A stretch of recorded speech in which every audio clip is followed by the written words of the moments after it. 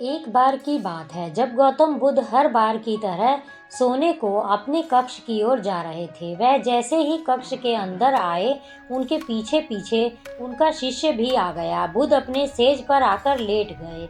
आलंबक नाम का शिष्य भी आकर सेज के पास बैठ गया और बुद्ध के पांव दबाने लगा।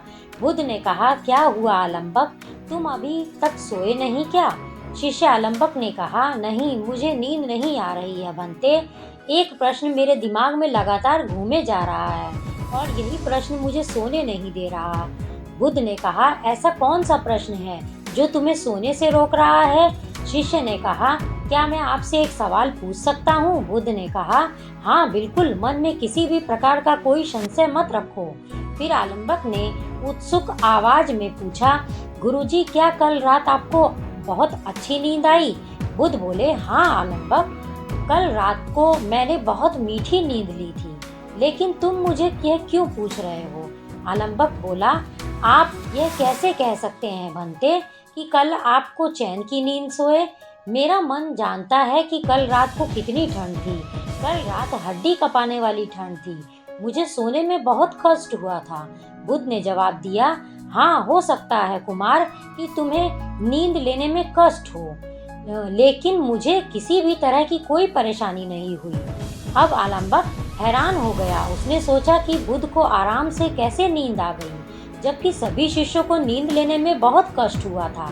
आलंबक ने फिर से एक सवाल किया, भंते, आप मुझे एक बात बताओ कि आपको चैन की नींद कैसे आ गई?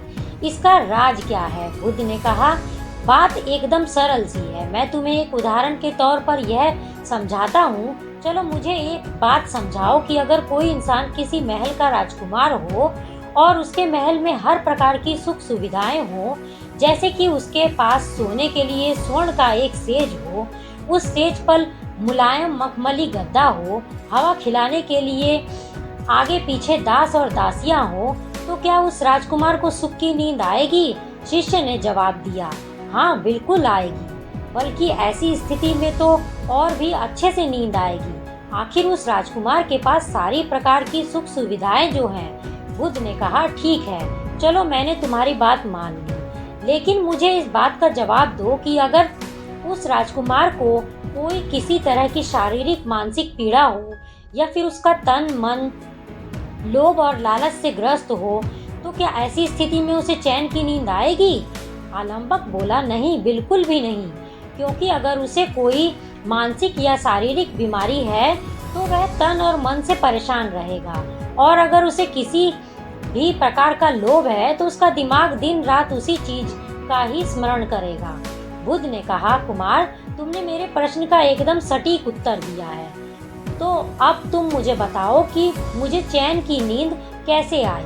शिष्य ने कहा, गुरुजी, अब मुझे सब अच्छे से समझ में आ गया है।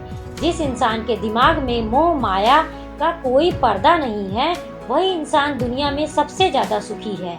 चैन की नींद लेने के लिए आपको सबसे ज्यादा किसी चीज की जरूरत पड़ती है तो वह है मानसिक शांति। जब आपका मन और चित्त दोनों ही शांत हैं, तब स्वाभाविक रूप से आपको नींद भी सुखपूर्वक आएगी। बुद्ध ने आलंबक को प्रश्न का सही जवाब देने के लिए शाबाशी दी।